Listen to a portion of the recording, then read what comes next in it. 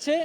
আর পাশাপাশি হচ্ছে এখানে বট এই গ্রুপের বিরুদ্ধে একটা পুরনো অভিযোগ আছে যেখানে বট আইডি, পাশাপাশি হচ্ছে ফেক কমেন্ট, পাশাপাশি ব্যক্তি চরিত্রহানি সবই এই গ্রুপে ঘটে। তো সেই জায়গায় আসলে প্রশাসনের আমরা মনে করি যে অন্তত এই ক্ষেত্রে অনলাইন স্পেসে প্রশাসন লেভেল প্লেইং ফিল্ড রাখতে পারেনি।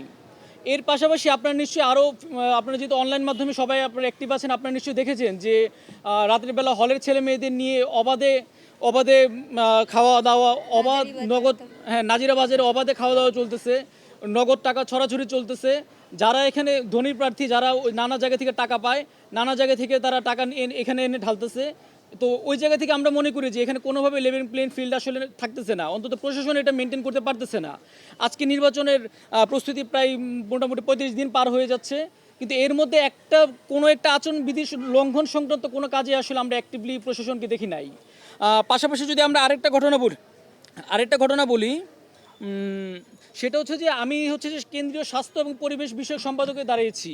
তো আমার আরেকটা প্রার্থী, সে হচ্ছে যে আপনারা অমর একুশে হলের সামনে গেলে দেখবেন সে একটা বিশাল একটা বিলবোর্ড সেখানে টাঙায় রাখছে।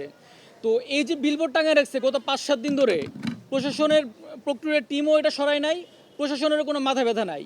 তো এই অবস্থায় কিছু প্রার্থী হচ্ছে যে শুধু বিলবোর্ড টাঙাইতে পারতেছে, কিছু প্রার্থী হচ্ছে অনলাইনে নিজের মতো প্রচারণা করতেছে।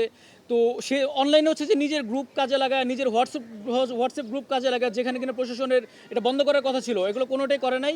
এই অবস্থায় কিছু লোক বেশি প্রচারণা করতে পারতেছে, আর কিছু লোক কিছুই করতে পারতেছে না।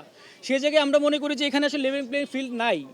তো এই জায়গায় প্রশাসনের কাছে আমি উপযুক্ত জবাব চাই, কারণ এখানে আমার একই পদে অন্য অন্য কিছু প্রার্থী আগে যেতে পারছে, সে টাকার ছড়াছড়ি করছে, প্রশাসন তারা থামায় নাই।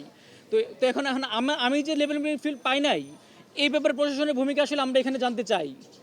আর পাশাপাশি এই অবস্থায় আপনার কথা বলবেন? আচ্ছা আচ্ছা প্লিজ।